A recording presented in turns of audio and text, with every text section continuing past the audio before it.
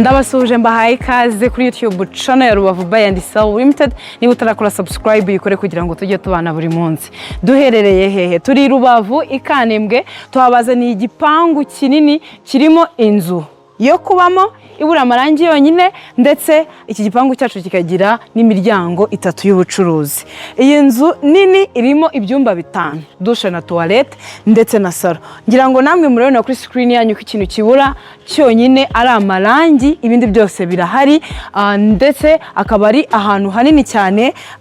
Iyi miryango 3 y'ubucuruzi nayo iri ku muhanda neza. Igipangu cyacu kiri ku muhanda, hano hose ni mu kibanza gifite metero kare 380. Nkuko nari mbivuze, giherereye i Rubavu Ikanembwe. Murabona ko dufite umwanya munini cyane. Hano ushobora kuhagira parking, ushobora no kuba wahashyira andi mazu. Murabona ko hano ku ruhande hari na fondation. Hano gutya ushobora guhita wazamura amanexi nayo akaba muri iki gipangu ukagiye kodesha. Iyi ni sure deal rero ku muntu ushaka kuba yabi Rubavu anakorera business, ushobora kuhagura ukaba muri iyi nzu nini. Hano hari amanexi akwinjiza amafaranga menshi buri kwezi, ndetse ni imiryango 3 y'ubucuruzi iri hano ku muhanda, nayo ikajya ikungura buri gihe. So turi kwatangira miliyoni 50.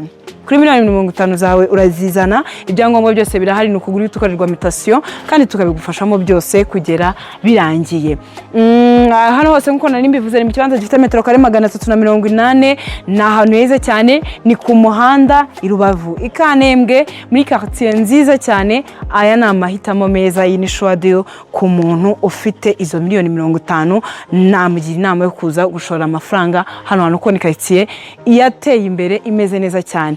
Ni igipangu gifite ibintu byose, amazi, umuriro, ibigega. Kuri screen yanyu ngira ngo muri kubireba.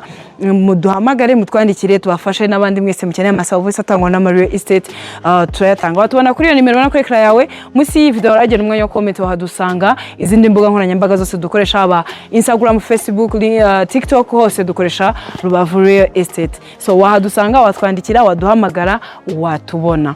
Wanadusanga hano dukorera mu mujyi wa Rubavu mu nyubako izwi nka Etage kwa Habibu. Dukorera muri floor ya mbere, ni uhagera uhita ubona ibyapa byacu. Inyubako yubatse iruhande rw'isoko.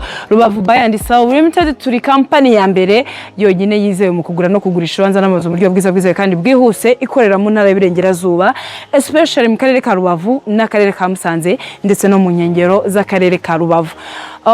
Tubafasha kubona amazu n'ibibanza, tukabafasha no kubona amapartement yo kubamo by'igihe gito cyangwa se by'igihe kirekire, tukabafasha no kuyamamaza. Muduhamagare, mutwandikire, tubafashe.